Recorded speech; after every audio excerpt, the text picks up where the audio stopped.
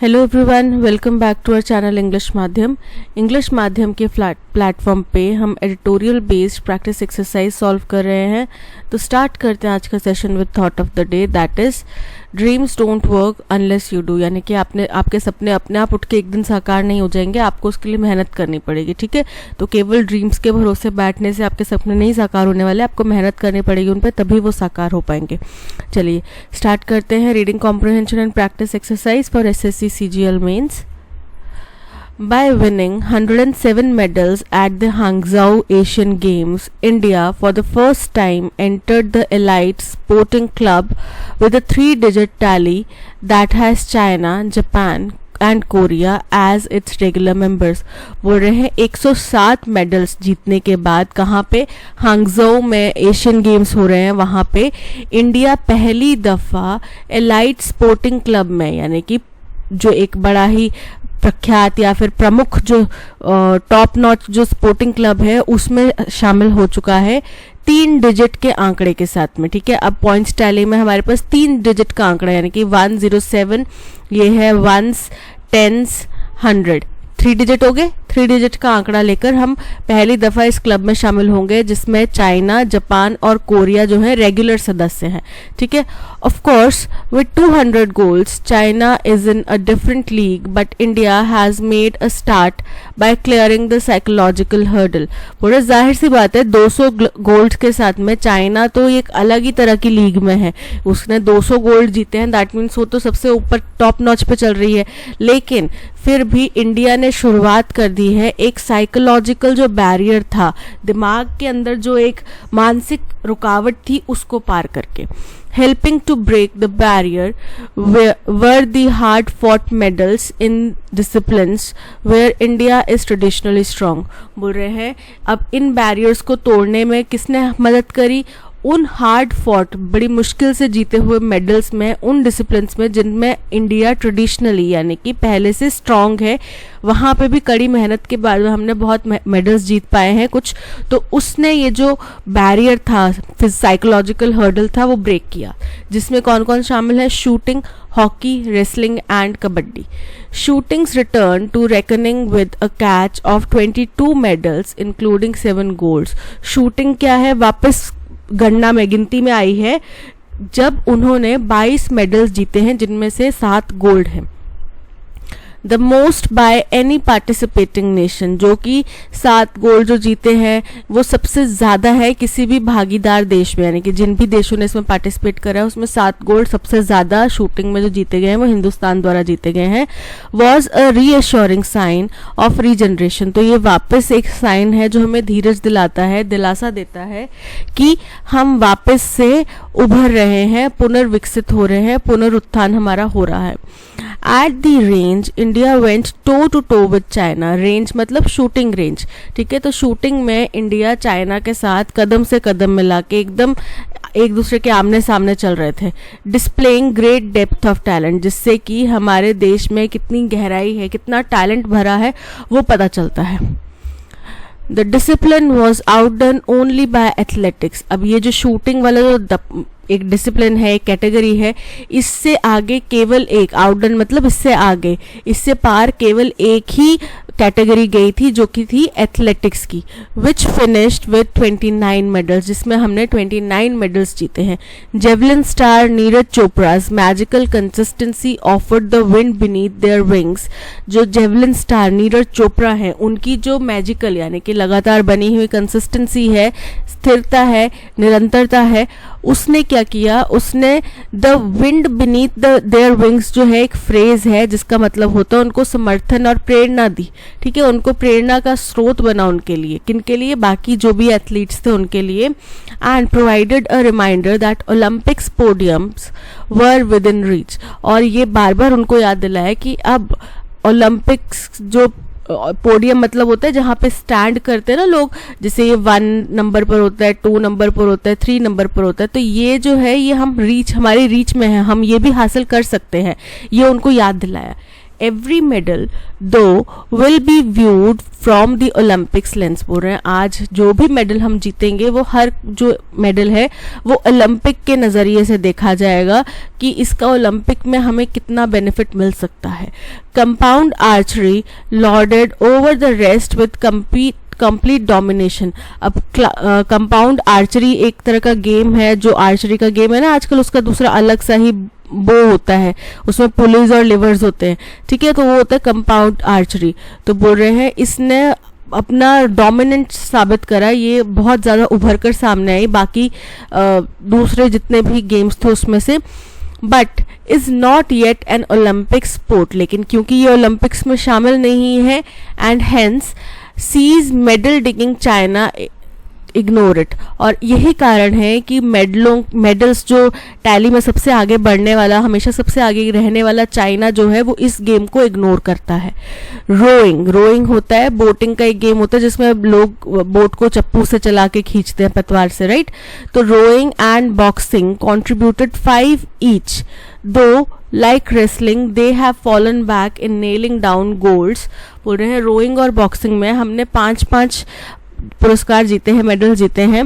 हालांकि रेसलिंग की तरह ये भी पीछे रह गए हैं कि क्या कर पाए, नेल डाउन कर पाए, यानी कि प्राप्त कर पाए क्या चीज़, गोल्ड, यानी कि गोल्ड हासिल करने में ये भी पीछे रह गए। And need to pull up their socks ahead of Paris games, और इनको और ज़्यादा कड़ी मेहनत और ज़्यादा प्रयास करने की ज़रूरत है।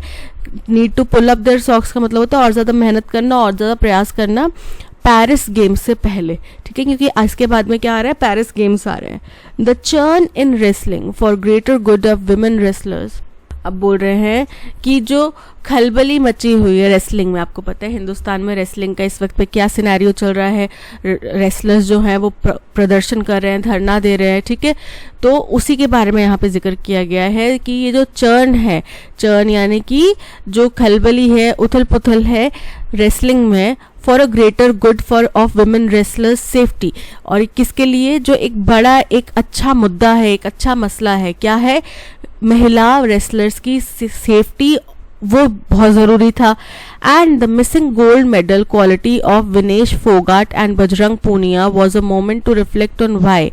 और जो हमने यहाँ पे रेसलिंग में गोल्ड मेडल नहीं हासिल कर पाए एशियन गेम्स में, क्योंकि विनेश फोगाट और बजरंग पूनिया जैसे जो प्लेयर्स थे उन्होंने पार्टिसिपेट नहीं किया।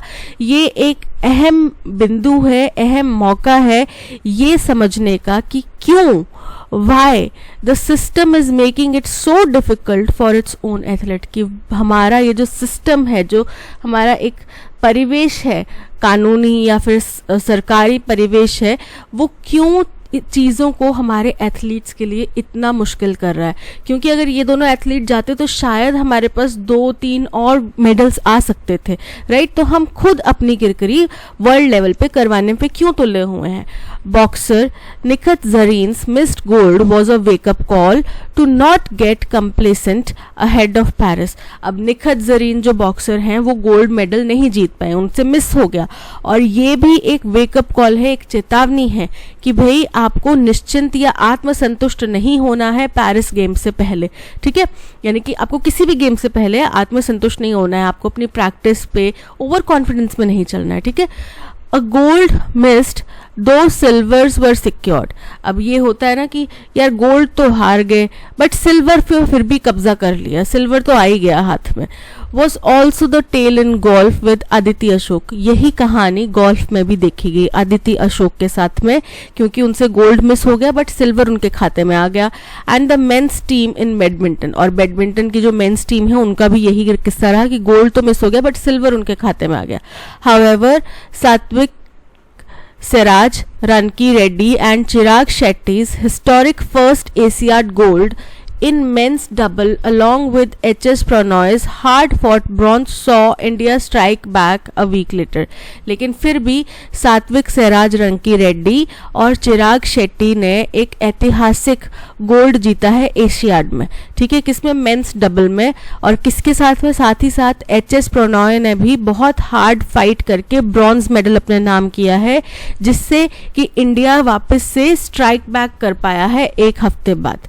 The most heart-wrenching solo silver belonged to Wushu's Roshibina देवी, बोल रहे हैं जो सबसे ज़्यादा दिल दहला देने वाला सिल्वर, सोलो सिल्वर मिला, हमने हासिल करा, वो था वुशु प्लेयर रोशिबिना देवी को। Whose tears asked important questions about why Manipur continues to burn and why her fellow wushu players from Arunachal were denied a chance to compete by China's stapled visa policy।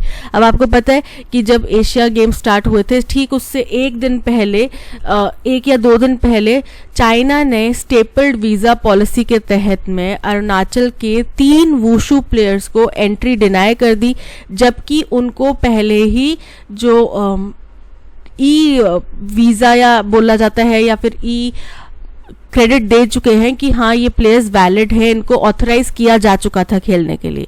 और फिर भी उनको visa के वजह से China government द्वारा जिस airline से उनको जाना था, उस एयरलाइन को इंस्ट्रक्शन दिए गए कि आप इनके पास वीज़ा नहीं है तो आप इनको नहीं चढ़ने देंगे, ठीक है। तो उन तीनों प्लेयर्स को नहीं खेलने दिया गया। तो सेम यहाँ पे क्वेश्चन दोबारा उठा है कि वुशु देवी, जिसके आंसुओं ने एक बहुत इंपॉर्टेंट सवाल पूछा, बहुत इंपॉर्टेंट सवाल उठाए। क्या थे वो सवाल? कि आज भी मणिपुर क्यों जल रहा है और क्यों उसके फेलो वुशु प्लेयर्स जो थे अरुणाचल प्रदेश से, उनको चांस नहीं दिया गया compete करने का चाइना द्वारा उसकी स्टेपल्ड वीज़ा पॉलिसी के तहत। अब स्टेपल्ड वीज़ा पॉलिसी जो है वो चाइना उन देशों के साथ में, मतलब देखो क्या होता है, स्टैंप लगता है, ठीक है, तो वो स्टैंप के लिए उनके पासपोर्ट के ऊपर नहीं लगेगा, वो किसी और चीज़ के, मतलब कुछ अलग सा डॉक्यूमेंट होगा, सेपरेटली वो इशू करते हैं उन देशों को या उन लोगों के लिए जो ऐसे देशों से या ऐसी जगहों से आते हैं जिनके साथ में चाइना का कन्फ्लिक्ट है, ठीक है। Cricket's 2 golds were a farce, cricket में 2 गोल्ड जीतना एक फार्स था। Raising questions over the suitability of the sport in multi sport games when rains could bring it to a grinding halt, बोल रहे हैं ये तो तमाशा बन गया। क्यों? क्योंकि इस पे सवाल उठे कि क्या ये गेम जो है वो मल्टी स्पोर्ट गेम्स के अंतर्गत में आना चाहिए, क्योंकि इसको तो रेंज जो है वो कभी भी रोक लगा सकती हैं, कभी भी उसको खराब कर सकती हैं, तो क्या इसको इन गेम्स की कैटेगरी में आना चाहिए। But Perhaps the most memorable bronze will be Ahika and Sutirtha Mukherjee beating China in quarters of table tennis doubles। लेकिन सबसे अच्छा और सबसे मेमोरेबल यादगार जो एक ब्रॉन्ज हमने जीता है वो अहिका और सुतीर्था मुखर्जी द्वारा देखा गया, जिन्होंने चाइना को क्वार्टर फाइनल्स में हराया टेबल टेनिस डबल्स में, ठीक है। Defending their stronghold in hockey and kabaddi was important. अब क्योंकि आपको पता है इंडिया का नाम हॉकी और कबड्डी में तो बहुत ज़्यादा एक बुलंद देश की तरह लिया जाता है, तो वो अपनी मजबूत पकड़ जो है वो बनाए रखना, उसको डिफेंड कर पाना, ये हमारे लिए ज़रूरी था। But the medals in the table tennis and badminton in world class fields point two real progress. लेकिन जो मेडल्स हमने टेबल टेनिस और बैडमिंटन में वर्ल्ड क्लास यानी कि सारी दुनिया के सामने हमने हासिल किए हैं, वो असल मायने में हमने एक प्रोग्रेस स्थापित करी है। fearlessly winning medals against the might of Asian powers, और जिसमें हमने बिना किसी डर के, बिना किसी हिचकिचाहट के fearlessly हमने ये मेडल्स एशिया की माइटी यानी कि बहुत ही प्रमुख, बहुत ही पावरफुल सुपर पावर देशों के अगेंस्ट में जीते हैं, ठीक है, ताकतवर सुपर पावर्स के अगेंस्ट में जीते हैं, क्योंकि China, Japan, Korea, south Korea ये ऐसे देश हैं जो पॉइंट टैली में इंडिया से बहुत आगे रहते हैं, हमेशा से ही रहते हैं, और आज हम उनके समकक्ष आके अगर खड़े हो पाए हैं, दैट मीन्स हमने बहुत ज़्यादा डेवलपमेंट किया है। तो पहला question, which sport had the highest medal tally for India at the हांगझो Asian games. देखो पहले बात की गई शूटिंग की कि उसमें हमने कितने मेडल्स जीते, 27 मेडल्स जीते। फिर बोला गया कि उससे आगे सिर्फ 22 मेडल्स जीते, उससे आगे एक ही डिसिप्लिन है किसका, एथलेटिक्स का, जिसमें हमने 29 मेडल्स जीते। तो फिर क्या हो गया हमारा आंसर, एथलेटिक्स। शूटिंग में सेकंड हाईएस्ट, हॉकी में नहीं, athletics option C first highest is correct. Which of the following statements is true about India's performance in Hangzhou Asian Games based on the given passage? बोल रहे हैं इनमें से कौन सी स्टेटमेंट इंडिया की परफॉर्मेंस के बारे में एशियन गेम्स में बिल्कुल करेक्ट है. India surpass China in total number of gold medals, incorrect है ये. Compound archery is an Olympic sport, incorrect है ये. Satwik Sairaj, Rankireddy and Chirag Shetty clinch the first Asiad gold for India in men's double badminton, correct है ये बिल्कुल. So option C is correct. Which statement accurately captures the sentiment around the medals won in table tennis and badminton by India? कौन सी statement है जो बिल्कुल सही मायने में जो इमोशन सेंटिमेंट्स जुड़े हुए हैं टेबल टेनिस में और बैडमिंटन में हमारे मेडल्स जीतने से, उनको डिपिक्ट करती हैं? तो भाई बोला गया ना कि ठीक है, हॉकी में या फिर कबड्डी में हमने अपने जो रैंक था उसको बरकरार रखा, ये अच्छी बात है. बट क्योंकि इन गेम्स में हमने पहली बार या अच्छा मेडल जीता है, दैट मीन्स कि हमने असल मायने में प्रोग्रेस करी है, right. They are significant as they showcase India's dominance in traditionally strong sports, incorrect है. These medals highlight India's progress in world-class fields going against formidable Asian opponents. Option B is correct कि ये medal बताते हैं कि India ने वाकई में world class field में प्रोग्रेस करी है और जो मतलब जीते नहीं जा सकते ऐसे उनके एशियन जो ओपोनेंट्स हैं, ठीक है, बहुत ही ज़्यादा स्ट्रॉन्ग जो उनके ओपोनेंट्स हैं, उनके अगेंस्ट में भी उन्होंने अच्छा परफॉर्म करा है. So option B is correct. What tone best characterizes the passage? Critical tone है, इनडिफरेंट है, पेसिमिस्टिक है, सेलिब्रेटरी है? तो ऑब्वियसली सेलिब्रेटरी है, क्योंकि हमने बात करी कि जितने हमने मेडल्स जीते हैं 107 मेडल्स के साथ में हम अब टॉप रैंकिंग में या फिर जो एकदम एलाइट क्लब है उसमें शामिल हो गए हैं, ठीक है. So option D is correct. What is the main theme of the passage? The drawbacks of participating in international sports events, incorrect. A comparison of China and India's performance in Asian Games, incorrect. India's commendable performance and challenges faced at the Hangzhou Asian Games, option C is correct. A detailed breakdown of each sport in Asian Games, ये incorrect है क्योंकि हमने in detail breakdown नहीं करा है कि Asian game में हर एक स्पोर्ट के अंदर हमने कैसा परफॉर्म करा, उसके बारे में बात नहीं ना करी है. So option C is correct. Para jumble का क्वेश्चन है, if Israel and the UAE did not even have formal diplomatic relations a year ago, their growing economic and strategic cooperation is opening up opportunities for other powers. बोल रहे हैं अगर Israel और UAE लगभग 1 साल पहले अपने डिप्लोमेटिक रिलेशंस को नहीं सुधारते, उनमें कोई फॉर्मल डिप्लोमेटिक रिलेशन नहीं भी होता, तो भी उनकी जो बढ़ती हुई इकोनॉमीज हैं और जो स्ट्रेटेजिक कोऑपरेशन है उसने बाकी दूसरे देशों को के लिए अपॉर्चुनिटीज के दरवाजे खोल दिए हैं, जिसमें कि हिंदुस्तान भी शामिल है. External affairs minister S Jaishankar, now in Israel, joined the quadrilateral conference after meeting his Israeli counterpart Yair Lapid. बोल रहे हैं एक्सटर्नल अफेयर मिनिस्टर जो है हमारे एस जयशंकर, जो कि अभी इसराइल में है, उन्होंने क्वाड्रिलेटरल है ना, क्वाड्रिलेटरल यानी कि 4 पक्षों की बातचीत जो है, कॉन्फ्रेंस जो है, उसमें पार्टिसिपेट करा. आफ्टर किसके बाद में उनकी एक मीटिंग थी उनके इजरायली काउंटरपार्ट, जैसे हमारे एक्सटर्नल अफेयर्स मिनिस्टर हैं वैसे वहाँ के भी जो एक्सटर्नल अफेयर मिनिस्टर होंगे यार लैपिड उनके साथ में, where they had agreed to launch talks for a free trade agreement, जहाँ पे इन दोनों ने अग्री करा कि अब हम एक फ्री ट्रेड अग्रीमेंट लॉन्च करेंगे. The virtual meet of the foreign ministers of India, the US, Israel and the UAE is strong manifestation of the changes in the West Asian geopolitics.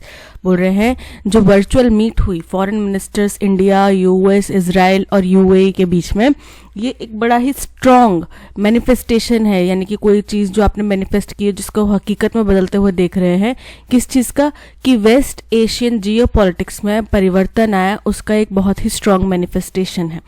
The four-nation meeting also points to India's strategic desire to adopt a regional foreign policy strategy towards West Asia. अब ये जो 4 देशों की meeting हुई, इसमें ये भी also points, ये भी बताया गया, इस तरफ भी ध्यान केंद्रित किया गया कि इंडिया का जो स्ट्रैटेजिक डिज़ायर है, यानी कि इंडिया की जो मंशा है, किस चीज़ की मंशा? कि अडॉप्ट किया जाए रीजनल फॉरेन पॉलिसी स्ट्रैटेजी, यानी कि एक particular region, Asian region, west Asian region की फॉरेन पॉलिसी स्ट्रैटेजी इंट्रोड्यूस की जाए towards west Asia, transcending its bilateralism, जिसके तहत वो अपना जो बायलेटरलिज्म है, यानी कि द्विपक्षीय, दो पक्षों की जो जानकारी है कि दो ही पक्ष हैं उन्हीं से बात करनी है, उससे थोड़ा ट्रांसेंड करे, उससे थोड़ा नीचे आए, ठीक है। यानी कि वो भी अपना थोड़ा विचारधारा को चेंज करते हुए, जिससे वो अपनी लिमिट से बाहर जा सकें। बायलेटरलिज्म की लिमिट्स, दो पक्षों की बातचीत के बीच की उन्होंने लिमिट बनाई हुई थी, उस दायरे से वो बाहर गए, ठीक है। Over the years, India has built vibrant bilateral ties with all the countries in the grouping। बोल रहे हैं पिछले कुछ सालों में या साल दर साल इंडिया ने क्या किया है, इंडिया ने इन सभी देशों के साथ में बहुत ही अच्छे द्विपक्षीय रिश्ते बनाए हैं। इस ग्रुप के अंदर जितने भी देश हैं उनमें से it is a member of quad with the US, Australia and Japan, और ये क्वाड का भी सदस्य है यूएस, ऑस्ट्रेलिया और जापान के साथ में, which have common concerns and shared interest on east Asia, जिसके साथ में जिनका एक कॉमन इंटरेस्ट है, कॉमन कंसर्न है ईस्ट एशिया को लेकर। Israel is one of India's top defence suppliers, और इजराइल इंडिया का टॉप डिफेंस सप्लायर है, यानी कि डिफेंस की चीजें हम जो है इजराइल से खरीदते हैं, मतलब टॉप जो देश हैं उनमें से इजराइल भी शामिल है, ठीक है। तो अब फर्स्ट हमारा स्टेटमेंट देखो, यहाँ पे चर्चा की गई diplomatic year Israel UAE did not even have, तो यहाँ से हमें पता चल रहा है कि हमारे इंडिया के रिश्ते इन दोनों देशों के साथ में कैसे हो रहे हैं, उनके बारे में बात की गई। फिर यहाँ पे क्वाड्रिलेटरल कॉन्फ्रेंस का जिक्र किया गया, यानी कि चार ग्रुप्स का समूह, चार देशों का समूह। तो चार देशों का समूह कहाँ बताया गया, यहाँ बताया गया, ठीक है, कि इंडिया, यूएस, इजराइल और यूएई ने एक वर्चुअल मीटिंग करी उनके फॉरेन मिनिस्टर्स ने। तो ये हो गया हमारा फर्स्ट स्टेटमेंट, क्योंकि यहाँ से पता चल रहा है कि हम इन चार देशों के रिश्तों के बीच में बातचीत कर रहे हैं, ठीक है। फिर इसके बाद में सेकंड स्टेटमेंट आ जाएगा, ए स्टेटमेंट, कि अगर इजराइल और यूएई के रिश्ते ठीक नहीं होते साल पहले तो भी उनकी इकोनॉमीज जो है वो खुल चुकी थी, ठीक है। तो ये हो गया सेकंड। थर्ड हो गया कि इंडिया के एक्सटर्नल अफेयर मिनिस्टर भी इस वक्त इजराइल में हैं, उन्होंने भी क्वाड्रिलेटरल कॉन्फ्रेंस ज्वाइन करी है अपने इजरायली काउंटरपार्ट से मीटिंग करने के बाद में। ये हो गया थर्ड पॉइंट। फोर्थ पॉइंट हो जाता है जहां पे हम बात करते हैं कि ये जो 4 नेशन की मीटिंग है ये इस तरफ भी इशारा करती है कि हम रीजनल फॉरेन पॉलिसी अपना रहे हैं, इंडिया जो है वो रीजनल फॉरेन पॉलिसी अपना रहा है। और फिफ्थ पॉइंट हो गया कि हमने और भी देशों के साथ में ऐसे ही रिश्ते बनाए हैं, जैसे कि एक और क्वाड का इंडिया सदस्य है, वो है यूएस, ऑस्ट्रेलिया और जापान, इस क्वाड का भी सदस्य है इंडिया, ठीक है। तो अरेंजमेंट क्या बन रहा है, सी हमारा फर्स्ट स्टेटमेंट है। देखो यहीं से पता चल गया कि यहाँ पे सी फर्स्ट स्टेटमेंट नहीं है, यहाँ पे ए है, यहाँ पे ई है, तो यानी कि ऑप्शन बी हमारा करेक्ट है, CABDE। The combative advent of the Russian military into Ukraine early Thursday has predictably spooked markets across all asset classes the world over। बोल रहे हैं कि जो रशियन मिलिट्री बड़े ही कॉम्बैटिव यानी कि बलपूर्वक यूक्रेन की सरहद के अंदर जैसे ही घुसी है थर्सडे को, तो इससे क्या हुआ है, इससे जो पूरी दुनिया भर में जो भी एसेट क्लास मार्केट है यानी कि मार्केट्स जो भी हैं उनमें बहुत ज्यादा स्पूक देखने मिला है, गिरावट देखने मिली है या डर देखने मिला है, ठीक है। Oil prices surged to an 8-year high of around $105 a barrel। बोल रहे हैं ऑयल के जो प्राइसेस हैं, कच्चे तेल की कीमतें जो है 8 सालों के उच्चतम स्तर $105 प्रति बैरल पर पहुंच गई है। Stock market stumbled with the Indian bourses crashing nearly 5% on Thursday. Stock markets भी गिर गई, लुढ़क गई, और जिसमें से इंडिया बोर्सेस मतलब मार्केट जो है वो क्रैश हो गया नियरली 5%। कब, वीरवार को, जब उन्होंने रशियन मिलिट्री ने यूक्रेन के अंदर एंट्री ली, वैसे ही सब जगह की स्टॉक मार्केट्स जो है, शेयर बाजार जो है वो हिलने लगे, ठीक है। And the rupee dipping perilously close to the 76 to a dollar mark.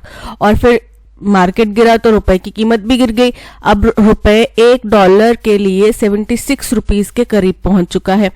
The flight to safety amid all this mayhem propped up India's favorite yellow metal to a 15-month high। जो एक सेफ्टी का थोड़ा सा हमारे लिए एक flight to safety जो हमेशा रहता है, इस सारे उथल पुथल के बीच में, वो क्या साबित हुआ, इंडिया का जो सबसे फेवरेट येलो मेटल है वो 15 महीनों के हाई पे पहुंच गया। ठीक है, domestic stock indices that have already been witnessing tumultuous swings in recent weeks as global inflation flared up।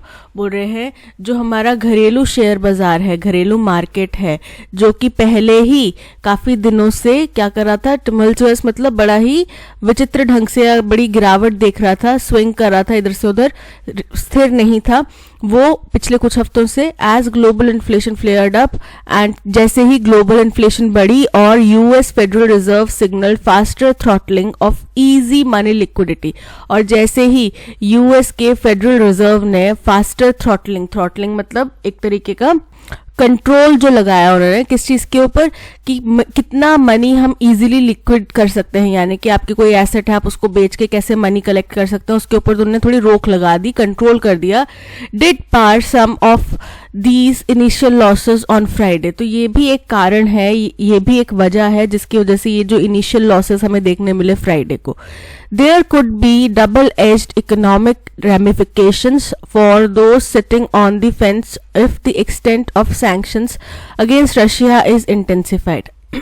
बोल रहे हैं कि यहाँ पे दो धारी तलवार जैसे कुछ इकोनॉमिक कॉन्सिक्वेंसेस हमें देखने मिल सकते हैं, कॉम्प्लेक्स कॉन्सिक्वेंसेस, रेमिफिकेशन मतलब कॉम्प्लेक्स कॉन्सिक्वेंसेस देखने मिल सकते हैं उन लोगों को जो कि इस वक्त बड़ी ही एकदम बीच की स्थिति में अटके हुए हैं या फिर किसी नोकीली तलवार के ऊपर बैठे हुए हैं। इफ द एक्सटेंट, अगर जितने सैंक्शंस अभी रशिया के ऊपर लगे हैं वो और ज्यादा बढ़ते हैं तो बहुत ज्यादा हार्श कुछ आउटकम्स हमें देखने मिल सकते हैं। But multi layered uncertainty will keep investor nerves on edge. अब ये बट से है तो डी हमारा फर्स्ट स्टेटमेंट नहीं हो सकता, राइट? तो कहीं भी वैसे डी है भी नहीं फर्स्ट स्टेटमेंट, ए या बी ही है, तो इससे चलो एक चीज इजी होगी कि हमें ए या बी में से ही चूज करना है फर्स्ट स्टेटमेंट। बोल रहे हैं कि जैसे ही मल्टी लेयर्ड अनसर्टेनिटी जो देखने मिली वो इन्वेस्टर्स को बड़े ही मतलब उनको बिजी रखेगी, उनके नर्व्स एकदम एज पे रखेगी, हाय अब क्या हो गया, हाय अब क्या हो गया, ऐसे रखेगी, उनकी आंखें एकदम टीवी पे गड़ी रहेंगी। as will the diplomatic fallout of how the UNSC decides to tackle Russia। और दूसरी तरफ एक और चीज जो उनको परेशान कर रही है, जो उनको एकदम एज पे रखेगी, वो है डिप्लोमेटिक फॉलआउट, यानी कि डिप्लोमेटिक क्या रिजल्ट निकलता है किस चीज का, कि किस तरीके से यूएनएससी डिसाइड करता है रशिया के हित में या उसके अगेंस्ट में वोट करने के लिए। ठीक है, with the western world seeking strict condemnation and sanctions, और जहाँ पे एक तरफ वेस्टर्न वर्ल्ड जो है, वेस्टर्न कंट्रीज जो है, यूरोपियन यूनियन के देश जो हैं, वो चाहते हैं कि रशिया के ऊपर स्ट्रिक्ट एक्शंस लिए जाएं, बहुत स्ट्रिक्ट सैंक्शंस लगाए जाएं, उनको घोर निंदा की जाए। लेकिन India, while India has thus far prepared not to take a side, is preferred not to take a side, तो अभी तक तो इंडिया कोई भी साइड लेने को तैयार नहीं है। This could deter Indian interest, be it in terms of trade, financing, investment flows। अब बोल रहे हैं कि इससे क्या हो सकता है, इससे इंडिया का जो इंटरेस्ट है, हित है, वो खराब हो सकता है, वो कमजोर पड़ सकता है, चाहे वो बात हो ट्रेड फाइनेंसिंग की, चाहे बात हो इन्वेस्टमेंट फ्लोज की, चाहे बात हो बैंकिंग की, बैंकिंग ट्रांसफर की। As calls to bar Moscow from Swift global payment network grow louder, क्योंकि इस बात का जोर कि रशिया को स्विफ्ट ग्लोबल पेमेंट नेटवर्क के दायरे से बाहर निकाल दिया जाए, इस बात का शोर और ज्यादा गूंज रहा है। For now, Russia's oil exports have not been explicitly targeted yet। बोल रहे अभी के लिए तो रशिया के ऑयल एक्सपोर्ट्स को एक्सप्लिसिटली टारगेट नहीं किया जा रहा है कि बहुत क्रूअल तरीके से उसको टारगेट किया जाए, अभी तक तो ऐसे नहीं देखने मिला है। बट अगर ऐसा होता है तो आपको पता है इंडिया ने उस दौरान में रशिया से बहुत ज्यादा तेल आयात किया है, तो फिर वो प्रॉब्लम हो सकती है हमारे लिए। पूरी दुनिया भर की ग्लोबल मार्केट क्रैश हो रही है, कैसे कैसे उसमें अब गिरावट आ रही है या तेजी आ रही है, क्या उसमें हलचल हो रही है, उसके बारे में फिर आगे बात करी। तो फर्स्ट पॉइंट हो गया ऑयल प्राइसेस, सारी दुनिया में ऑयल प्राइसेस जो है वो सबसे उच्चतम स्तर पे पहुंच गए। ठीक है, इसके बाद में आएगा कि डोमेस्टिक, हमारे देश में भी, हिंदुस्तान में भी हमें देखने मिला है कि जो हमारा डोमेस्टिक मार्केट था वो पहले ही बड़ा ट्यूमल्टुअस सिचुएशन में, यानी कि बड़ा अस्थिर था, और फिर इसके होने के बाद में और ज्यादा उसमें परेशानी देखने मिली। ठीक है, तो ये हो गया सेकेंड। अब ये जो स्टेटमेंट है ये रशिया के आगे ऊपर स्ट्रिक्टर एक्शंस लगाने की बात की जा रही है, जिसका इंट्रोडक्शन यहाँ पे किया गया कि वेस्ट जो है वो देख रहा था, उसने पहले ही चाहता है कि और स्ट्रिक्ट सैंक्शंस लगाए जाएं। ठीक है, तो ये हो गया थर्ड स्टेटमेंट। फोर्थ स्टेटमेंट हो गया कि इस वक्त बहुत सारी कंट्रीज जो हैं या बहुत सारे लोग जो हैं वो दो धारी तलवार के ऊपर बैठे हुए हैं कि सैंक्शंस लगते हैं तो अगर सैंक्शंस और ज़्यादा इंटेंसिफाई होते हैं तो उनकी स्थिति बहुत ज़्यादा खराब हो सकती है। ये हो गया फोर्थ पॉइंट। ठीक है, तो हमारा अरेंजमेंट बन रहा है A B D C। ए देखो ये B से है, ये B से है, A B D C, option D is correct. The Supreme Court of India's verdict last week upholding the authority of a committee of the Delhi Assembly to summon a senior official of Facebook is an extremely nuanced recognition of the extent of powers of state assemblies in matters regulated by an act of parliament. बोल रहे हैं supreme court of India ने जो एक verdict दिया है पिछले हफ्ते, जिसमें उन्होंने बरकरार रखा है कि दिल्ली असेंबली द्वारा एक कमेटी बनाई गई, उसकी अथॉरिटी थी कि वो फेसबुक के ऑफिशियल सीनियर ऑफिशियल को समन कर सकते थे। ठीक है, इस बात को सुप्रीम कोर्ट ने बरकरार रखा है, बनाए रखा है। और ये बड़ा ही एक तुच्छ सा, बड़ा ही एक छोटा सा नुआंस, मतलब बड़ी ही छोटी सी एक रिकॉग्निशन है, मतलब कि मान्यता है कि भाई स्टेट असेंबलीज के पास में भी पावर्स हैं कि वो उन मसलों पे जो कि पार्लियामेंट के एक्ट द्वारा, एक्ट ऑफ पार्लियामेंट यानी कि किसी लेजिस्लेशन द्वारा किए जा रहे हों, उनमें भी स्टेट असेंबलीज अपना एक ओपिनियन, अपना एक पावर रखती हैं। ठीक है, और ये बड़ा छोटा सा एग्जाम्पल है उस चीज का। दिस वॉज ऑल्सो, अब देखो ये चीज तो क्लियर होगी कि ये हमारा फर्स्ट स्टेटमेंट होगा, क्योंकि इसमें पूरे की पूरी जो घटना है उसका इंट्रोडक्शन किया गया है कि सुप्रीम कोर्ट का एक वर्डिक्ट आया है किस बारे में, कि दिल्ली असेंबली द्वारा एक कमेटी बिठाई गई, उसने क्या किया, उसने समन किया फेसबुक के सीनियर ऑफिशियल को। ठीक है, जिसके ऊपर हो सकता है केंद्र सरकार को आपत्ति हो या किसी और को आपत्ति हो या फेसबुक वालों को ही आपत्ति हो कि भाई हम तो सेंट्रल गवर्नमेंट द्वारा इस फला कानून के जरिए चल रहे हैं, या तो फिर हमें क्यों बुलाया गया। ठीक है, कुछ भी हो सकता है। तो उसके तहत केस जो है सुप्रीम कोर्ट में गया, तो सुप्रीम कोर्ट ने कहा कि भाई दिल्ली असेंबली के पास में पूरा अधिकार है कि वो उनको बुला सकते हैं, चाहे ये मैटर पार्लियामेंट द्वारा, हमारे देश की संसद द्वारा पारित हुआ हो, चाहे जो मर्जी हो, बट वो इसको कर सकते हैं, उनके पास ये अथॉरिटी है, ये सुप्रीम कोर्ट ने कहा। तो ये हमारा हो गया फर्स्ट स्टेटमेंट। अब ऑप्शंस में चल के देखते हैं कि ए, देखो ए यहां पर सिर्फ एक में ही है, ए फर्स्ट स्टेटमेंट, इसमें बी है, इसमें सी है, इसमें सी है, तो हमारा ऑप्शन बी यहीं पे करेक्ट हमें आंसर मिल गया। ठीक है, आगे चल के देखते हैं। This was also the position taken by the central government, बोल रहे यही जो एक स्टैंड है वो केंद्र सरकार द्वारा भी लिया गया, which argued that the Delhi assembly had no jurisdiction in this matter, जिसने की तर्क दिया था कि दिल्ली सरकार का कोई भी कानूनी अधिकार नहीं है इस मसले पर। The social media platform also pointed out that it was governed by the IT Act of Parliament. तो सोशल मीडिया यानी कि फेसबुक ने यह भी कहा कि भाई हम तो IT Act of Parliament के तहत ही चल रहे हैं, and this is not therefore something that any state government can be concerned with. और ये ऐसा कुछ भी कार्य नहीं है जिससे किसी भी स्टेट गवर्नमेंट का कुछ लेना देना है। ठीक है, तो यानी कि जो दिल्ली गवर्नमेंट की बात की गई कि उनको अपहोल्ड करा गया, ठीक है, वो यहाँ पे केंद्र सरकार और फेसबुक दोनों ही द्वारा चैलेंज किया गया था। ठीक है, the court in upholding summons did not go merely by the legislative powers of a house. बोल रहे हैं वो कोर्ट, सुप्रीम कोर्ट ने जो इन समन्स को बरकरार रखा है उसने लेजिस्लेटिव पावर ऑफ हाउस के तहत ये फैसला नहीं सुनाया है। It rightly said the assembly does not only perform the function of legislating, there are many other aspects of governance which can form part of essential functions of legislative assembly and consequently the committee.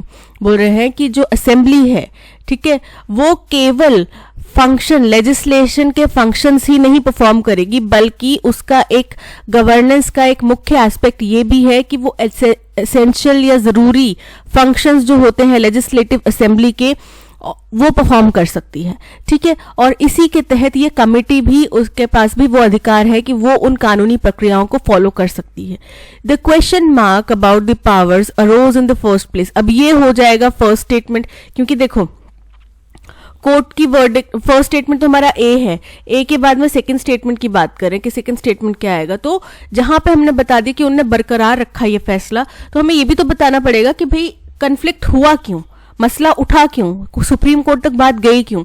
तो यहां पर आ गया कि जो question mark जो उठा इन powers के ऊपर इन पहली दफा, बिकॉज फेसबुक, क्योंकि Facebook whose India vice president Ajit Mohan was repeatedly summoned by Delhi assembly's committee on peace and harmony on the subject of Delhi riots of 2020।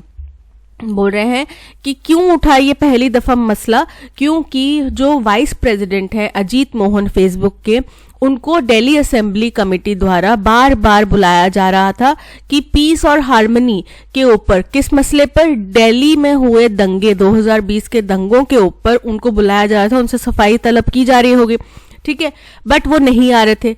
Argued before the supreme court that this was a case of overreach and that Delhi's law and order came under the central government।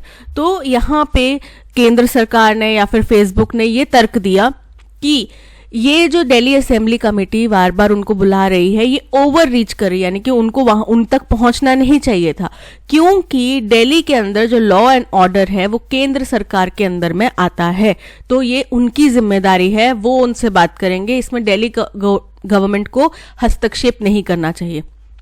जिसके ऊपर तो ये बात होगी। फिर यही तर्क किसने दिया, यही तर्क, this was also position taken by central government, ये पोजीशन, ये स्टैंड जो है केंद्र सरकार ने भी यही बात बोली, ठीक है, यानी कि पहले जो बात बोली वो किसने बोली, फेसबुक ने, ठीक है, और बी पॉइंट में जो बात बोली वो केंद्र सरकार ने भी इसी तथ्य को आगे एक्सपैंड करा।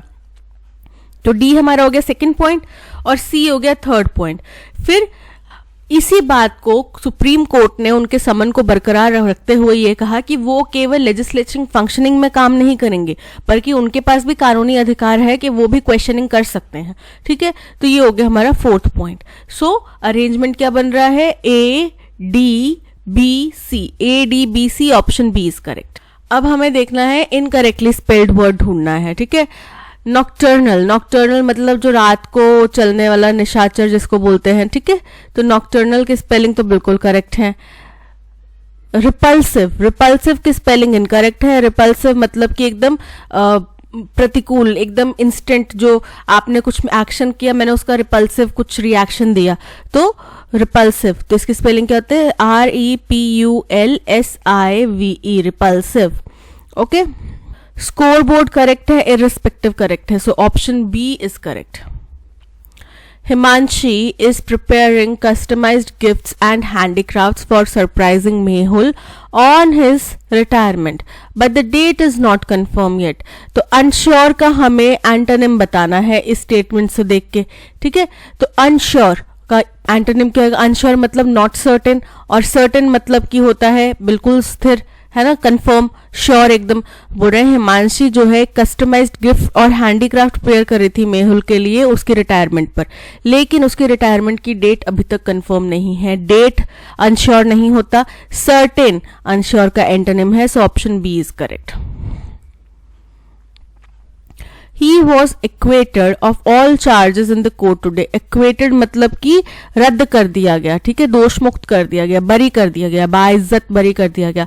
तो इसका एंटोनिम हमें बताना है। तो acquitted किसी को अगर बरी कर दिया गया तो दूसरे तरफ क्या होगा, किसी को दोषी साबित कर दिया होगा। तो confirmed, confirmed नहीं होता, confirmed अगर होता तो ठीक हो जाता, ये confirmed है जिसका मतलब होता है रूल्स के तहत चलना या फिर अनुरूप। डिस्चार्ज, डिस्चार्ज मतलब मुक्ति। प्रेज्ड मतलब तारीफ करना। कन्विक्टेड मतलब दोषी ठहराया जाना, so option D convicted is correct.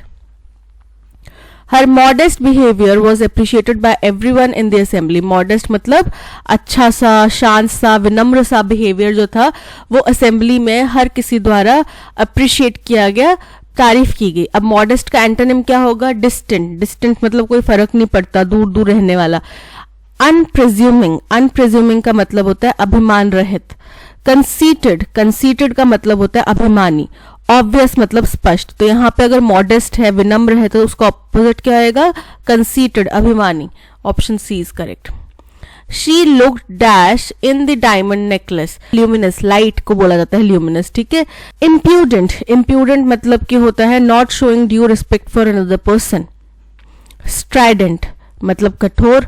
Transcendent यानी कि सुपीरियर इन क्वालिटी।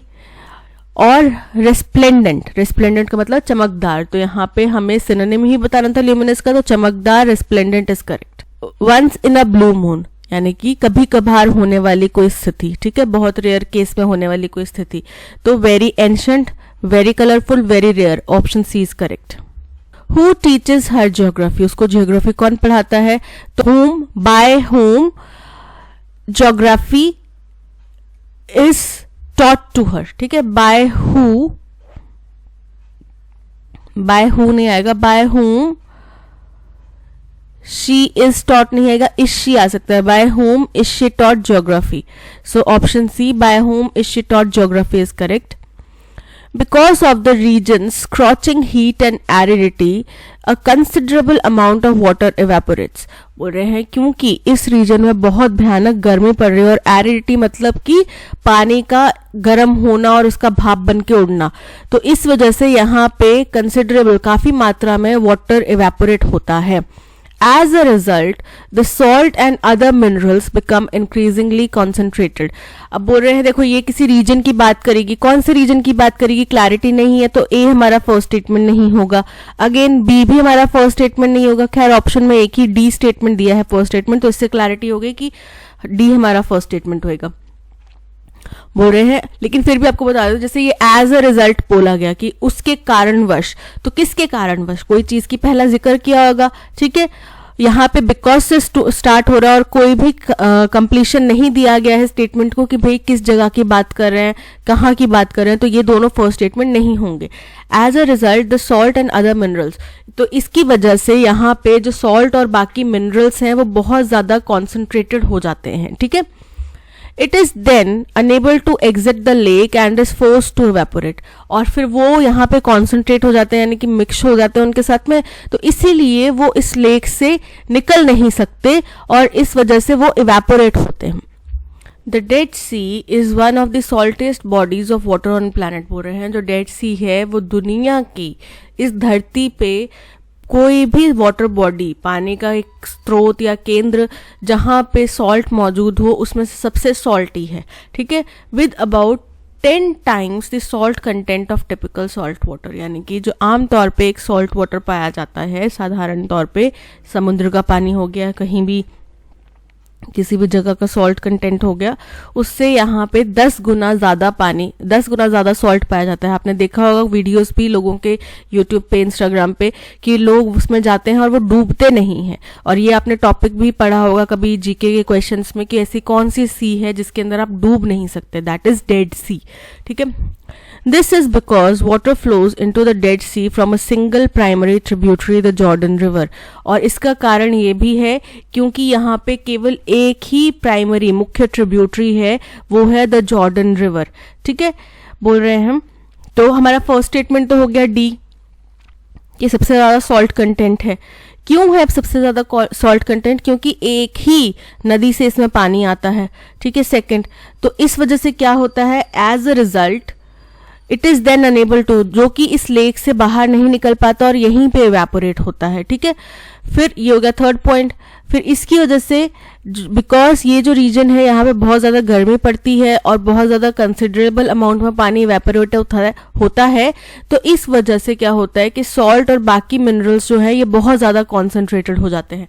यानी कि देखो, एक ये पर्टिकुलर एरिया है, ठीक है, अब पानी आ रहा है कहीं से, इसी नदी से पानी आ रहा है, वो मिनरल्स लेकर आया एक बारी, फिर उसने सारे मिनरल्स यहाँ पे डंप कर दिया, सॉल्ट यहाँ पे डंप कर दिया, उसके बाद यहाँ से पानी इवेपोरेट हुआ। अब पानी जब इवेपोरेट होएगा तो वो साथ में मिनरल्स थोड़ी लेके जाएगा, वो मिनरल्स तो यहीं रहेंगे। पानी इवेपोरेट हुआ, वो आगे गया, फिर यहाँ पे बारिश हुई, ठीक है, और यहीं पे पानी बरसा और इसी नदी में और पहाड़ों से मिनरल्स वगैरह लेकर और सॉल्ट लेकर वो वापस इस नदी में आ गया, ठीक है। तो यानी कि इस नदी में फिर इसी वजह से, इस जो ये डेड सी है इसमें इसी वजह से बहुत ज्यादा कॉन्सेंट्रेशन जो है वो इस किसकी पाई जाती है, सॉल्ट और बाकी मिनरल्स की। तो हमारा अरेंजमेंट क्या हो गया, D E C A B, D E C A B, option A is correct. Bauxite is used as main raw material for the production of aluminium. बोल रहे हैं एल्यूमिनियम की प्रोडक्शन के लिए बॉक्साइट जो है वो मेन रॉ मटेरियल के तौर पे इस्तेमाल किया जाता है। Precipitation is a pre final stage of actual production. Precipitation जो है वो एक्चुअल प्रोडक्शन से पहले की प्री फाइनल स्टेज है। Sodium aluminate is acquired in the next step. इससे अगले स्टेप में हम सोडियम एल्यूमिनेट एक्वायर कर लेते हैं, यानी कि हासिल कर लेते हैं। The smelting process actually extracts aluminium as a final product from its oxide.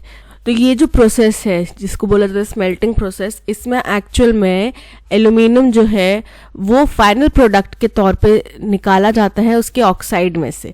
ठीक है, स्मेल्टिंग का मतलब भी extraction of metal from its ore by process involving heating and melting, इसको बोल जाते हैं स्मेल्टिंग प्रोसेस। ठीक है, तो अब देखो सबसे पहला तो हमें पता चल गया जहाँ पे बॉक्साइट का इंट्रोडक्शन किया गया वो हमारा फर्स्ट स्टेटमेंट होएगा, क्योंकि हमें क्या पता किसकी बात कर रहे हैं। तो इस स्टेटमेंट से हमें क्लैरिटी होगी कि हम बॉक्साइट से एल्यूमिनियम निकालने की बात कर रहे हैं। ठीक है, तो फर्स्ट स्टेटमेंट हमारा ए होगा। यहाँ पे ए है, यहाँ पे ए है, यहाँ पे ए है, यहाँ पे डी है, ऑप्शन सी एलिमिनेट हो जाता है। इसके बाद में बोल रहे हैं कि एल्यूमिनियम की प्रोडक्शन होती है, फिर एल्यूमिनियम के बाद में अगली स्टेज में हम सोडियम एल्यूमिनेट निकालते हैं, हासिल करते हैं। ये हो गया सेकेंड पॉइंट। तो ए के बाद में सी बी में आ रहा है। ठीक है, तो ऑप्शन बी इज करेक्ट।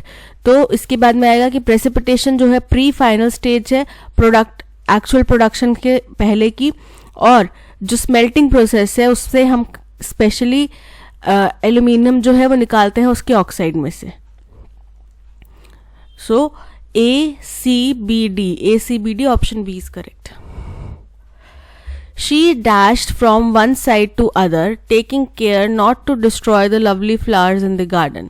बोल रहे हैं वो एक तरफ से दूसरी तरफ चलती रही, हलचल करती रही, और वो मेक श्योर कर रही थी कि वो कोई भी खूबसूरत फ्लावर्स को जो गार्डन में लगे हुए हैं उनको डिस्ट्रॉय ना करे।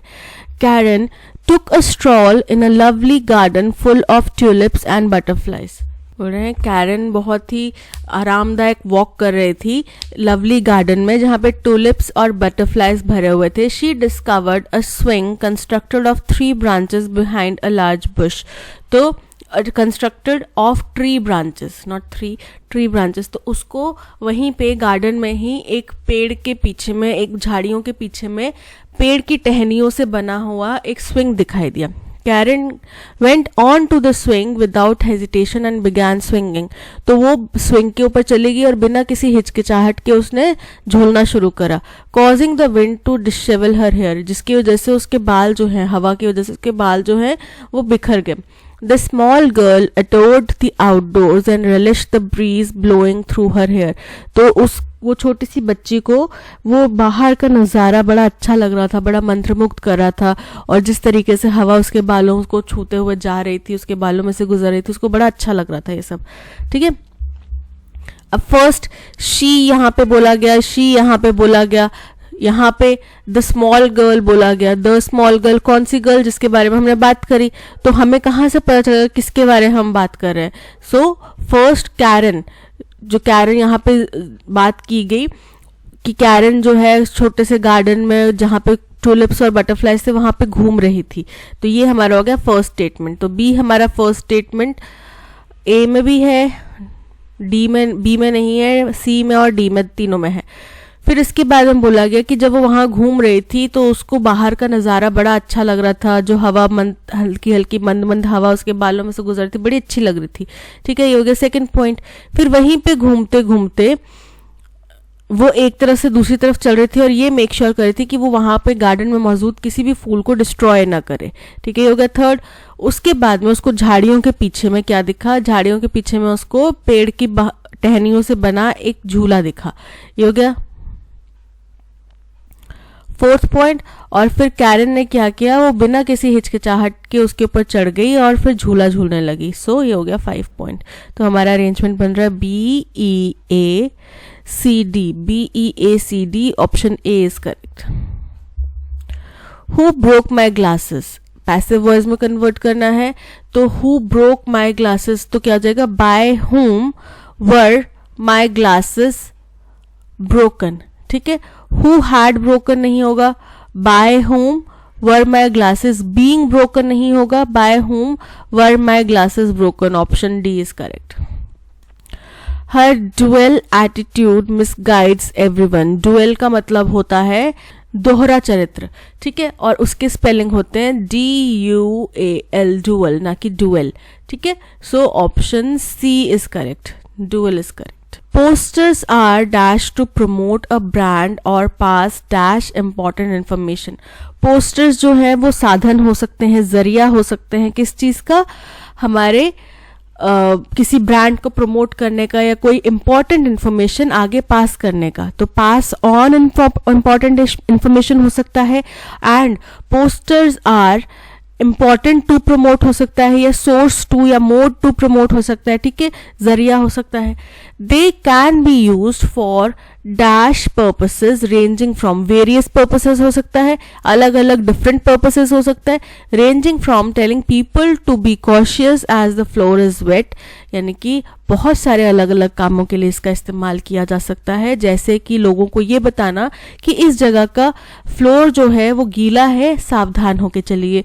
To informing them about an upcoming sale और इवेंट, और यहाँ तक कि उनको आने वाली सेल या इवेंट तक का बताया जा सके, यहाँ तक की इंफॉर्मेशन उसमें होती है। दे usually include a picture with very few words, बोल रहे हैं कि इसमें ज्यादातर एक पिक्चर होती है और बहुत कम शब्द होते हैं।